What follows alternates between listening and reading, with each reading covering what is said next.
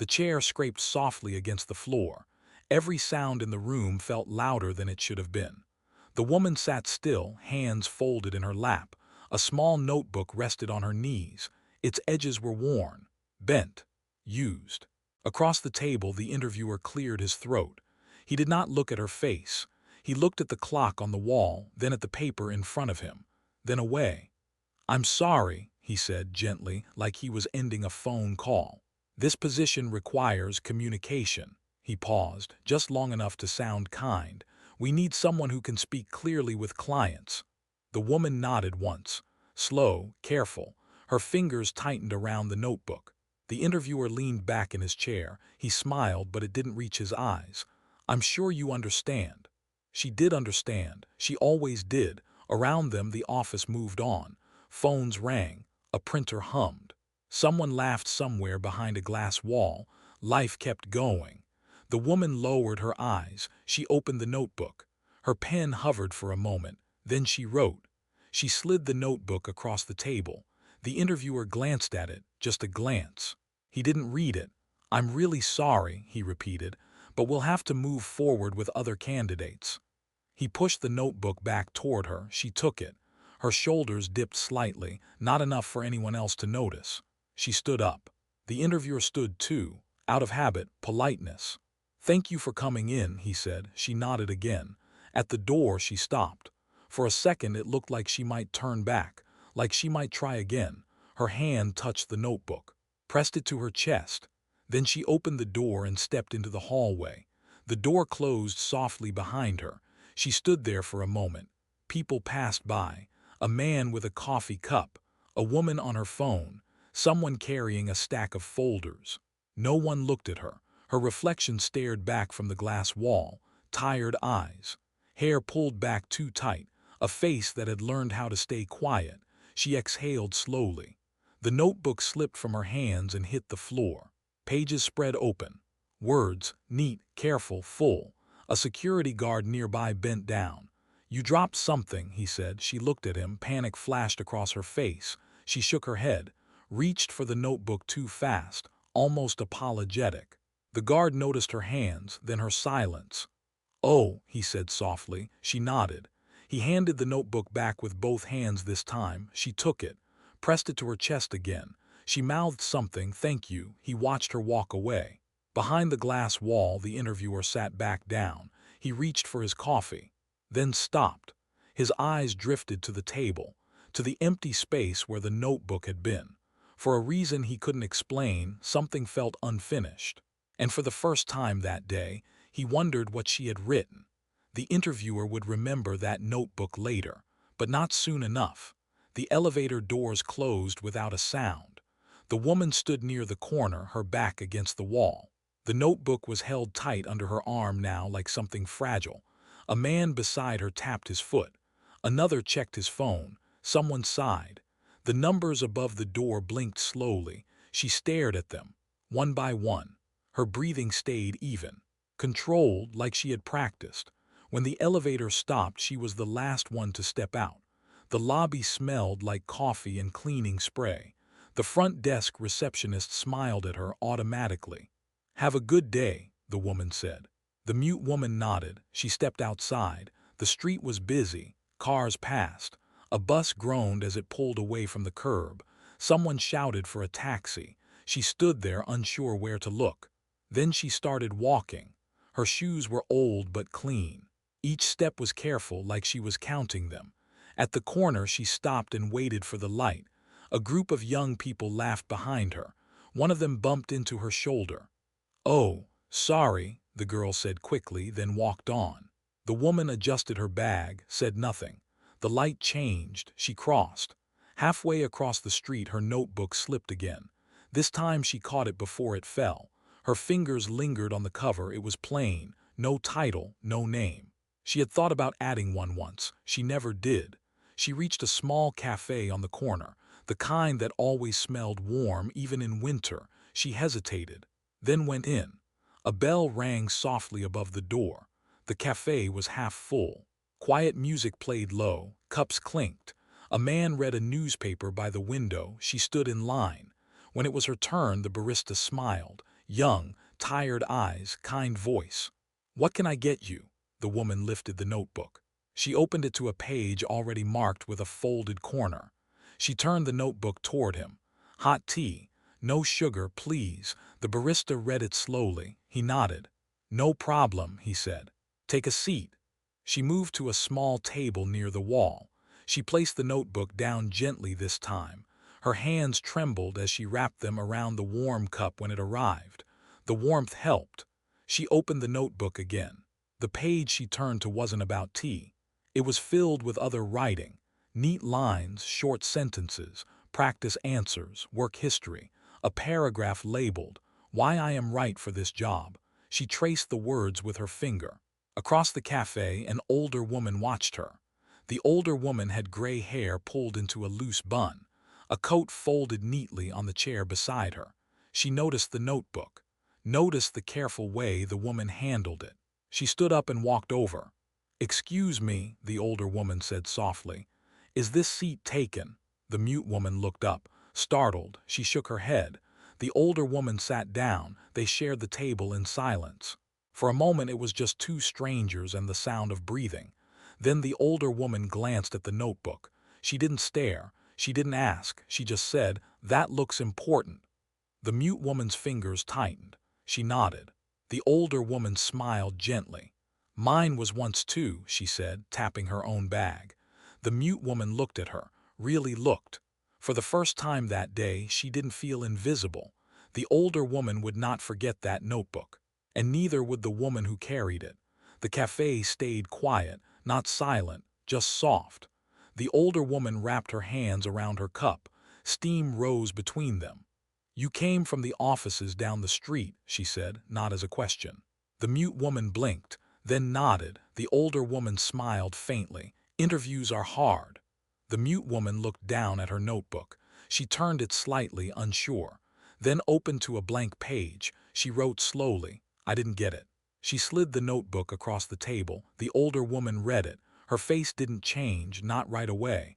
Then she nodded once. "I'm sorry," she said. The mute woman shrugged, small, careful, like she didn't want pity to spill. The older woman pushed the notebook back gently. "They don't always see what matters," she said. The mute woman watched her lips, the movement of the words, the pauses. She wrote again, "They never do." The older woman read that line twice. Her eyes softened. She leaned back in her chair, looked around the cafe, at the people sitting alone, at the people talking. "They think loud means capable," she said quietly. "It doesn't." The mute woman didn't write this time. She listened. The older woman glanced at the notebook again. "You write well," she said. The mute woman hesitated, then nodded. The older woman smiled like she already knew. "I was a teacher," she said, "a long time ago." She tapped her bag again. "Words were my whole life." The mute woman's eyes lingered on her hands. On the way they shook slightly, she wrote, "What happened?" The older woman let out a slow breath. "Life," she said, "and time." She paused. "And people deciding things for me." The mute woman looked up. The older woman met her eyes, held them. "That's why I noticed your notebook," she said. "You were holding it like it could disappear." The mute woman swallowed. She closed the notebook halfway, then opened it again. She turned to another page. This one was older. The paper was thinner. It was filled edge to edge. The older woman leaned forward, not touching it, just close enough to read. Her eyebrows lifted slightly. "This is impressive," she said. The mute woman watched her face, every change, every pause. "I don't usually say this," the older woman continued, "but you have something here." She tapped the page gently. The mute woman's eyes filled, just a little. She blinked fast. She wrote again, "No one else thinks so." The older woman shook her head. "No," she said, "they just didn't wait long enough." The barista walked by, refilled cups, smiled at both of them. The mute woman thanked him with a nod. When he left, the older woman leaned in closer. "May I ask something?" she said. The mute woman nodded. "Why this job?" the older woman asked. The mute woman froze. Her pen hovered. For a long moment she didn't write. Outside, a bus hissed as it stopped. Someone laughed. Inside, the space between them felt heavy. Finally, the pen touched paper. She wrote carefully, Because I need to prove I still belong somewhere." The older woman read it. Then she reached across the table and rested her hand beside the notebook. Not on it, beside it. The reason behind that sentence ran deeper than either of them knew, and it would not stay hidden for long. The older woman didn't move her hand. She let the words sit there. "I still belong somewhere," she repeated quietly. The mute woman nodded. Once, her jaw tightened.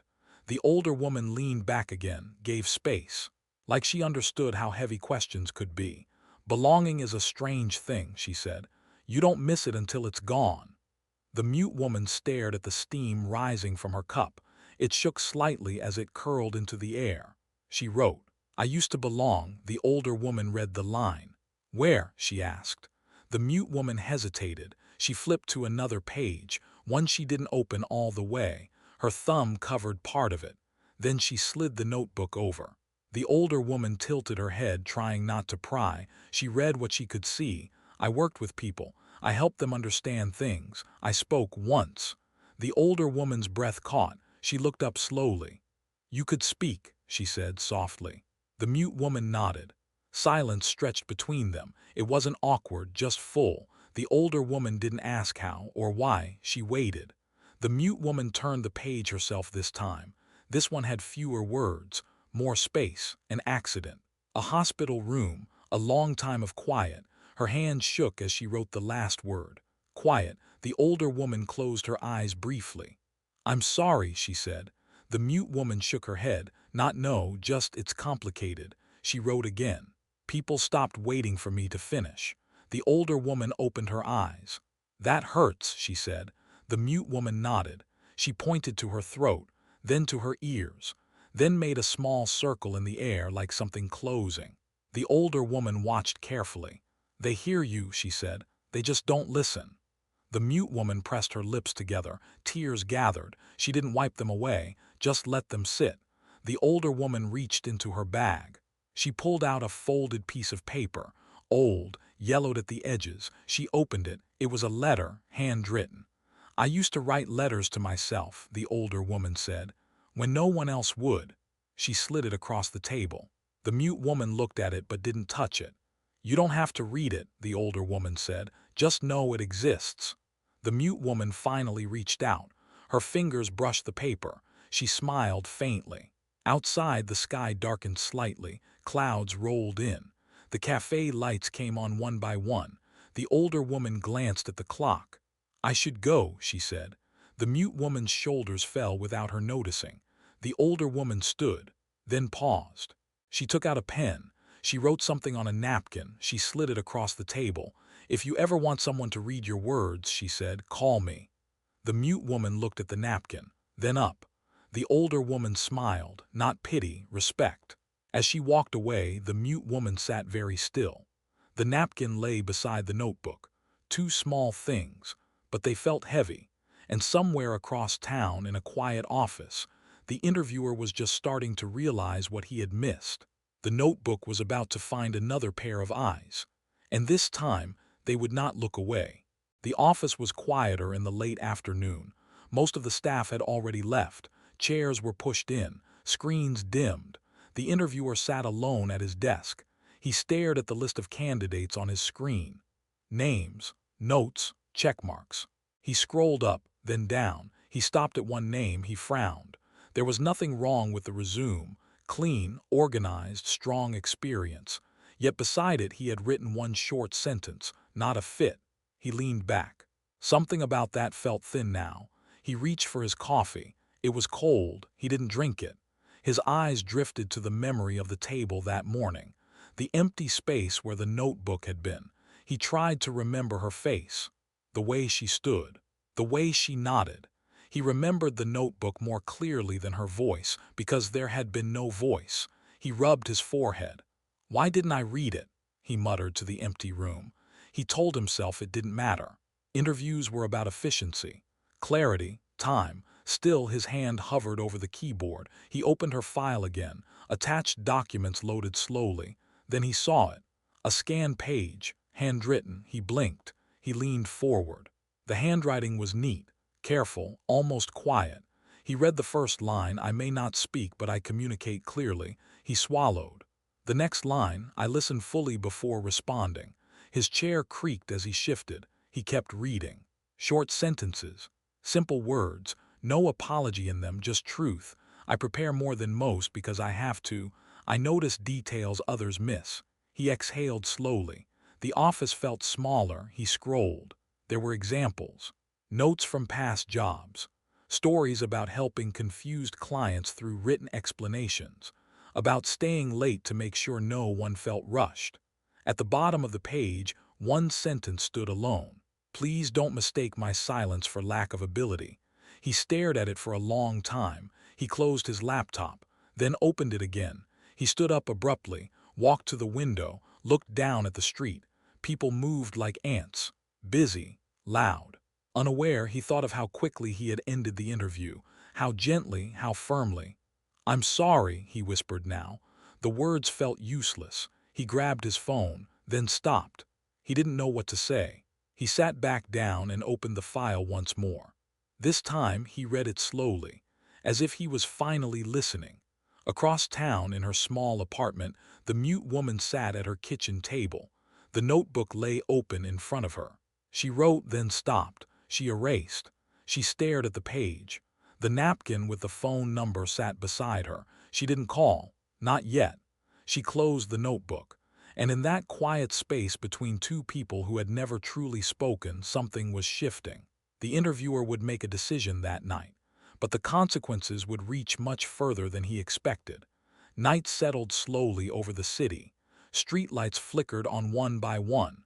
Windows glowed. Somewhere, a siren passed and faded. In the small apartment, the mute woman sat on the edge of her bed. The notebook rested beside her. Closed. She had changed out of her interview clothes but kept the same tight bun, like she wasn't ready to let the day end. She picked up her phone, no notifications. She set it back down. Her eyes drifted to the napkin again. The number written in careful ink, the older woman's handwriting. She folded the napkin once, then unfolded it. She didn't call. Instead, she opened the notebook. A new page, she wrote, "Today I tried again." She paused, added another line. "It hurt less than last time." Her pen hovered. Then she wrote, "That scares me." She closed the notebook and leaned back against the wall. Her eyes closed. In another part of the city, the interviewer sat at his dining table, papers spread out, laptop open. His dinner went untouched. He reread the handwritten page for the third time, then a fourth. He typed an email, deleted it. Typed again. "We regret to inform you." He stopped, shook his head. He erased everything. He stood and paced the room, hands in his pockets, then out again. He remembered the way she had stood when he ended the interview. Still, polite, small. He remembered how relieved he had felt to move on. That relief felt wrong now. He sat back down. This time he typed slowly. "I owe you an apology." He stared at the sentence. Was that enough? He added another. "I did not give you the time or attention you deserved." He hesitated again, then saved the draft, did not send it. Across town, the mute woman lay down without turning off the light. She stared at the ceiling. Her phone buzzed once. She sat up quickly. It was a message from the cafe, a receipt, nothing else. Her shoulders sank. She turned on her side, pulled the blanket up.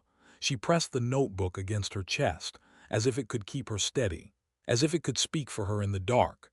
Back at his table, the interviewer checked the time. Too late now, he thought. Tomorrow. He closed the laptop, but sleep didn't come. The sentence stayed with him. "Please don't mistake my silence for lack of ability." He realized something then. He had mistaken silence for comfort, for ease, for something he didn't have to deal with. And now the quiet felt heavy, unfinished. Morning would bring a choice. And not everyone would be ready for what that choice demanded. Morning light crept through the blinds. The mute woman sat at the kitchen table again. Same place, same chair. The notebook was open. She stared at the page but didn't write. Her phone lay beside it, face up. She waited. A kettle clicked off behind her. She didn't move to pour the water. The phone vibrated. Once, she flinched. She picked it up with both hands, an email notification. Her breath caught. She opened it. The subject line was simple. Following up, she read the first sentence. Her eyes moved slowly, carefully, as if the words might disappear. Her hand rose to her mouth. She inhaled sharply through her nose. She read it again, then once more. At the bottom there was a request. A second conversation, today if possible. She set the phone down, her hands shook. She stood up, walked to the sink, poured the hot water, let it spill over the tea bag too long, she didn't notice. She sat back down, she opened the notebook. She wrote, "What if it's worse?" Then crossed it out. She wrote again, "What if it's different?" She stared at that line, then she nodded, once. She typed a short reply, "Yes." Across town, the interviewer exhaled when he saw her response. He straightened his tie, though no one could see it. He walked into the office earlier than usual. The conference room was empty, clean, bright. He placed a notebook on the table. His own this time. He sat, waited. When she entered, he stood up immediately. "Thank you for coming back," he said. She nodded. She took her seat. He didn't rush. "I want to start by saying something," he said. He paused. "I'm sorry," she blinked. He continued. "I didn't listen yesterday, not really." He folded his hands together, kept them still. "That was my mistake." She looked at the table, then at him. She opened her notebook. She wrote slowly. "Thank you for saying that." He read it. He nodded. "I read your writing last night," he said. "All of it." Her pen froze midair. He leaned forward. "You're qualified," he said. "More than that, you're thoughtful, thorough." She swallowed. He took a breath. "But I need to understand something," he said. She stiffened. He noticed. "Not to judge," he added quickly. "To work better together." She watched him, then nodded. He gestured to the notebook. "May I?" he asked. She hesitated, then slid it toward him. He opened it gently, like it mattered. The next pages would reveal more than skill. They would reveal the cost of being unheard. The interviewer turned the pages slowly. He didn't skim. He didn't interrupt. The room felt different this time, less sharp, less rushed. She watched his face as he read. Every pause made her chest tighten. He stopped at a page near the middle. This one wasn't formatted like the others. No headings. No bullet points, just sentences. He read aloud softly. "When people talk over me, I disappear." He looked up. She nodded once. He went back to the page. "When they write back, I return." His throat tightened. He cleared it. He didn't comment. He turned another page. There were dates now. Gaps between them, short entries. First interview, smiles, no call back. Second interview, panel, they spoke fast. Third interview, I prepared more. His finger traced the last line, I am still preparing. He closed the notebook halfway, not fully. "I had no idea," he said quietly. She lifted her shoulders, let them fall. He leaned back in his chair. "I think," he said slowly, "that I've been confusing comfort with competence." She tilted her head. He explained, choosing his words carefully. "I'm used to people who fill the room," he said, "who talk fast, confidently." He paused. "I didn't make space for you," she wrote. "Most people don't." He read it. "That's not an excuse," he said. "It's a failure." She looked at him, studied his face. The tension in his jaw. She wrote again. "What happens now?" He didn't answer right away. He stood up, walked to the window, looked out. People moved below. Busy, loud. He turned back. "I want you here," he said. "But not as a favor, as a correction." Her breath caught. "I want to offer you the position," he continued, "with accommodations that should have been obvious from the start." She stared at the words as he wrote them on a notepad. Flexible communication methods, written briefings, extra response time. Her eyes blurred. She wiped them quickly. He slid the paper across the table. "You don't have to answer now," he said. "I know trust doesn't come fast." She picked up her pen. Her hand trembled. She wrote, "I need to know this won't happen again." He nodded immediately. "It won't," he said, "and if it does, it will be my responsibility." She held his gaze, then she closed the notebook. She stood. He stood too. She wrote one last line before leaving, "I'll think about it." As she walked out, he stayed standing, watching, understanding finally that this wasn't just a hire, it was a reckoning. The answer would not come easily, because accepting meant risking silence all over again. The hallway felt longer on the way out. The mute woman walked slowly, like each step needed permission. The notebook was tucked under her arm again. familiar, heavy. Outside, the day had brightened. Sunlight bounced off windows. People hurried past, talking into phones, laughing, arguing. She stopped near the building entrance. She didn't move. Her reflection stared back at her from the glass door. She looked smaller than she felt.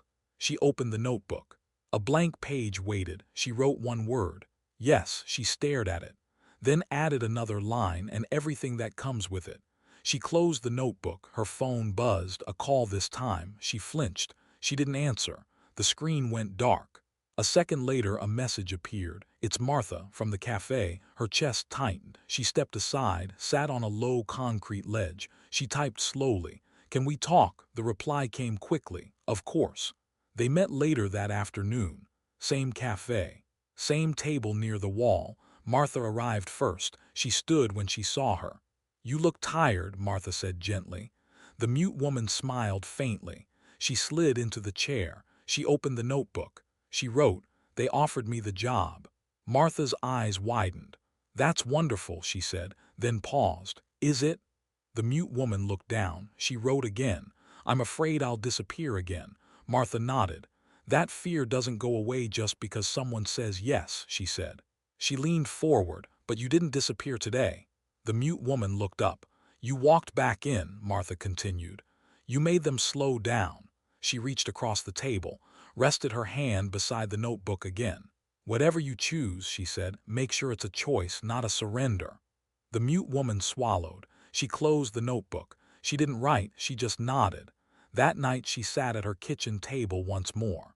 She opened the email draft on her phone. Her fingers hovered. She typed, yes, I accept, then stopped. She added another line with one condition. She deleted it, typed again. I need time to respond in my own way. She sent it. She leaned back in her chair. Exhaled. Across town, the interviewer read the message. He smiled, small, respectful. He typed back immediately. Take all the time you need. He meant it. She closed her eyes. For the first time in a long while, the quiet didn't feel like punishment. It felt like space. The first day would come soon, and with it, a room full of voices waiting to be tested. The building looked the same, glass, steel, reflections everywhere. Still, her steps slowed as she approached the door. She stood outside for a moment. People passed her, no one noticed. She took a breath, opened the door. Inside, the lobby hummed with sound. Phones, footsteps, voices overlapping. Her badge felt heavy around her neck. She touched it once, just to be sure it was real. At the elevator, a man smiled at her. First day, he asked. She nodded. He waited, then realized. Oh, sorry, he said quickly. I'm Daniel. She gave a small wave. The elevator ride was short, quiet this time. When the doors opened, the interviewer was waiting. He didn't check his watch. He didn't rush. Good morning, he said. I'm glad you're here. She nodded. He walked beside her, not ahead. This is your desk, he said, stopping near a window. It was simple, clean, a small lamp, a chair that looked comfortable. A printed note lay on the desk. Welcome, take today at your pace. She touched the paper. Her throat tightened. The interviewer continued. We'll start with written briefings, he said. No meetings today unless you want them. She looked at him, surprised. He smiled slightly. We're learning. She sat down slowly. Around her, people worked, talked, laughed. No one stared. She opened her notebook, placed it beside the keyboard. A woman from the next desk leaned over. I'm Sarah, she said softly. If you need anything, just write. She slid a sticky note over. It read, no pressure. The mute woman nodded. She picked up her pen. She wrote, thank you. Sarah smiled and went back to her screen. The morning passed gently. Emails.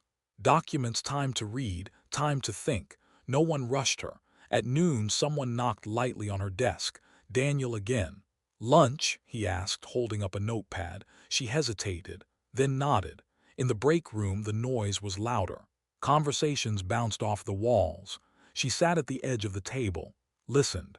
Daniel slid a paper toward her. You can write or just sit. She smiled faintly. She stayed. She didn't disappear. Later, back at her desk, she wrote one sentence in her notebook. I am still here. She underlined it. Across the room, the interviewer watched quietly. Not proud, not relieved, just attentive. because he knew this wasn't success yet. It was trust, and trust was fragile. Not everyone would be patient. And soon her silence would be tested in public. The meeting room was too bright. White walls, glass table, chairs pulled close together. The mute woman sat near the end. Her notebook lay open in front of her, pen ready. Around the table, voices filled the space. Ideas bounced back and forth, fast, confident, overlapping. She listened. She always did. A chart appeared on the screen. Numbers, timelines, deadlines. Someone spoke louder than the rest. "We need a quick solution," the man said. "Clients are confused. We don't have time for delays." Heads nodded. The interviewer glanced toward her. He hesitated. Then someone else spoke. "What about the new hire?" a woman asked. Not unkind, curious. "Any input?" The room went quiet, too quiet. All eyes turned toward the mute woman. Her chest tightened. She felt the familiar pull. The moment when people waited, then stopped waiting. She picked up her pen, her hand shook. Seconds passed. The man sighed just a little. "We can circle back," he said. "Let's move on." She froze. The interviewer leaned forward. "Wait," he said. He turned to her. "Take your time," he added. "We're listening." The room stilled again. Different this time. She looked down. She wrote. Her pen moved quickly now, like it had been waiting. She tore the page out carefully, stood up, walked to the screen. She taped the page beside the chart. It was simple, clear, short steps, plain language, a flow that made sense. She stepped back, no explanation, just waited. People leaned in. Silence filled the room, not empty, focused. The man who had sighed earlier stood up. He read the page slowly, then again. "This," he said, his voice changed. "This actually fixes it." The woman nodded. "It's clear," she said. "Clients would understand this." Someone else added, "Why didn't we think of that?" The mute woman sat back down. Her hands trembled under the table. The interviewer didn't speak. He watched the room, watched the shift. The man turned toward her. "I'm sorry," he said. "I didn't mean to rush you." She met his eyes. She nodded once. The meeting moved on, but something had changed. Afterward, in the hallway, Sarah caught up to her. "That was incredible," she said. "You didn't say a word and everyone listened." The mute woman smiled, small, careful. She wrote, "They waited this time." Sarah nodded. "They did." Later, alone at her desk, she opened her notebook again. She added a new line under the old one. "I was heard." She closed the notebook. But across the office, someone else was watching. Someone who hadn't spoken during the meeting. Someone whose eyes lingered on the notebook, and whose curiosity was just beginning. The attention she earned would travel fast, and soon the notebook would be noticed by the wrong person. The message arrived just before the end of the day. A calendar invite. No explanation, just a room number, and a name she didn't recognize. Executive review, 4:30 p.m. Her fingers hovered over the screen. Her stomach tightened. She looked around the office. People packed up, laughed, made plans. No one noticed her pause. She stood, picked up her notebook. The room was on the top floor.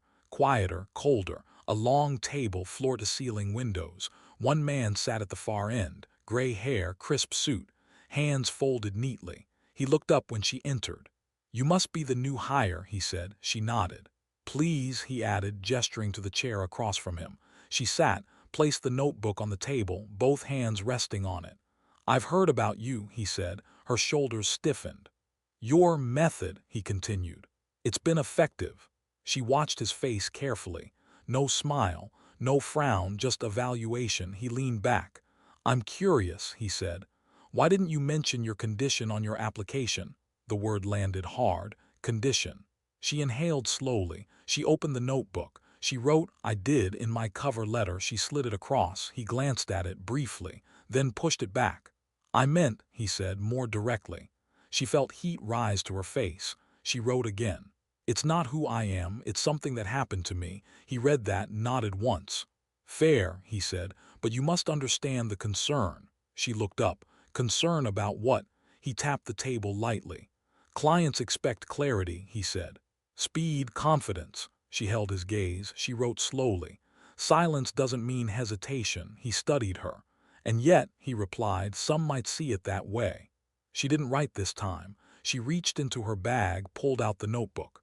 opened to a familiar page, the same one the interviewer had read. She turned it toward him. He read. His eyes moved slower now.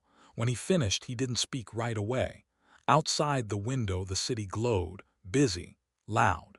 "You wrote this?" he asked. She nodded. He leaned forward. "You understand," he said carefully, "that not everyone here will adjust." She wrote, "I understand, they never have." That gave him pause. "You're willing to take that risk?" he asked. She didn't hesitate. She wrote one line, "I've been taking it every day." He sat back, silent. For the first time she felt the power shift. He wasn't deciding anymore, he was listening. "Thank you," he said finally. "That's all." She stood, picked up her notebook. At the door he spoke again. "Your work today," he said, "changed the outcome of a major account." She stopped. He didn't elaborate. She nodded once and walked out. But she didn't see the message already waiting in her inbox. The one marked urgent. The notebook had reached the highest level. Now, the truth behind it would be exposed publicly. The email was waiting when she sat down. All hands meeting. Mandatory, 10 a.m. Main floor. Her chest tightened. She stared at the screen longer than necessary. Around her the office buzzed. Chairs moved. People whispered about the sudden meeting. She closed her laptop, picked up the notebook. The main floor was crowded. Everyone stood. Some leaned against desks. Others whispered guesses. She stood near the back, small. The interviewer caught her eye from across the room. His expression shifted when he saw her. Concern. The executive stepped forward. The room quieted. "We had an issue yesterday," the executive said. "One that forced us to look closely at how we work." He paused. "At who gets heard?" A ripple moved through the room. The mute woman's hands grew cold. The executive continued. "A client escalation was resolved," he said. "Not by speed, not by volume." His eyes scanned the room. "But by clarity." He gestured toward the screen behind him. A slide appeared. It was her page, the one she had taped beside the chart, her handwriting. Large, visible, her breath caught, murmurs spread. The executive spoke again. "This was created by someone many of you may not even know yet." He turned. His gaze landed on her. "Would you come forward?" The room felt like it tilted. Every instinct told her to stay still, invisible, safe. The interviewer met her eyes, gave a small nod. She swallowed and stepped forward. The room parted. She stood beside the executive. "Too many eyes, too much light. She is our newest hire," he said, "and she is mute." The word hit the room. Silence followed, not the good kind. "She does not speak," he continued, "but she communicates better than most of us." The executive stepped back, and then, without warning, he handed her the microphone. Her heart slammed. Her hands froze. The room waited. She stared at the microphone, then at the notebook in her hands. She shook her head, slowly. The executive hesitated, then nodded. She opened the notebook. She turned to a page she had never planned to share. Her fingers trembled. She held it up. The room leaned in. "I lost my voice years ago. Not my thoughts, not my ability, just my sound." The executive read it aloud. The room stayed still. She turned the page. "I've been leaving rooms quietly ever since. Not because I had nothing to say, but because no one waited. Someone near the front wiped their eyes." She turned one more page. "Thank you for waiting today." The executive lowered the microphone. He didn't speak. No one did. For a long moment the only sound was breathing. Then someone started clapping, slowly. One by one the sound grew. She stood there, shaking, visible, and finally heard. The applause would fade. But what came next would test whether it meant anything at all. The applause didn't last long. It never does. People slowly lowered their hands, shifted their weight, looked around, unsure what came next. The executive thanked everyone and dismissed the meeting, just like that. The room began to empty. Conversations restarted, softer now, different. Some people avoided her eyes, others smiled, unsure if they were allowed to. She stayed where she was, her hands shook as she closed the notebook. The interviewer approached first. He didn't say anything, he just nodded, a thank you, an apology, a promise, all at once. Sarah came next. Her eyes were red. "That was brave," she said quietly. The mute woman shook her head. She wrote, "It was necessary." Sarah swallowed and nodded. People passed by, some stopped. I didn't know, one man said awkwardly. She nodded. Another woman said, "Your writing, it made me slow down." The mute woman gave a small smile. That was enough. When the floor finally cleared, she walked back to her desk, sat down. The office felt louder now, even in its quiet moments. Her email pinged. A message from the executive. "Thank you for trusting us with your truth. We have work to do." She read it twice, then closed the laptop. At lunch, she didn't eat at her desk. She went outside, sat on the steps with her notebook resting on her knees. The city moved around her. Cars, people, life. She wrote a single line. "I stayed." Across the street, someone sat beside her. "Martha." "You did it," Martha said softly. The mute woman looked at her, surprised. Martha smiled. "I had a feeling today mattered." The mute woman opened the notebook and showed her the last page. Martha read it, her eyes filled. "You stayed," Martha repeated. The mute woman nodded. They sat in silence, comfortable. When it was time to go back inside, the mute woman stood. She hesitated. Then she wrote one more line before closing the notebook. "Maybe they will wait next time too." She walked back into the building. Not smaller, not invisible, just present. And somewhere in the crowd of voices, a new kind of listening had begun. The story wasn't over, because the quiet she carried was about to change someone else's life. A week passed, then another. The office settled into a new rhythm. Meetings slowed, just a little. Emails grew clearer, shorter, kinder, not because of rules, because people remembered.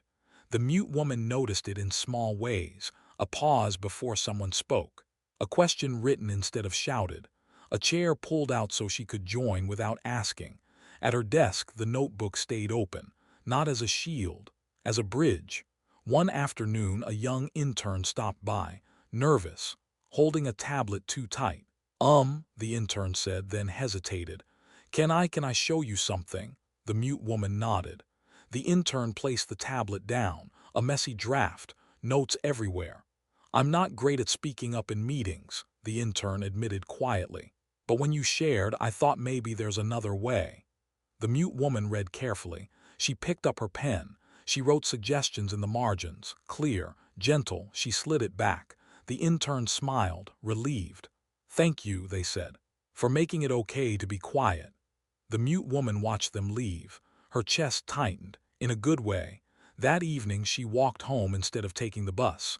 The city felt different now, not softer, just more open. At a crosswalk, she waited beside a man arguing loudly on his phone. She didn't flinch. She waited. When the light changed, she crossed. At home, she sat at the table one last time that day. She opened the notebook. The pages were full now, not just of preparation, of proof. She wrote slowly. "I thought finding my voice meant getting my sound back.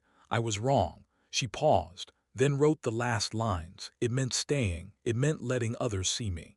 Even when it was uncomfortable, she closed the notebook, set it gently on the table. Her phone buzzed, a message from Martha. "Tea tomorrow?" She smiled. She typed back, "Yes." Outside, the city kept talking. Inside, the quiet felt steady, earned. The kind that doesn't ask for permission. The kind that waits. And somewhere in rooms she hadn't entered yet, people would pause. Because once, a woman held up a notebook, and the world listened. This ending leaves the audience with hope through change, not advice. If you want, I can now.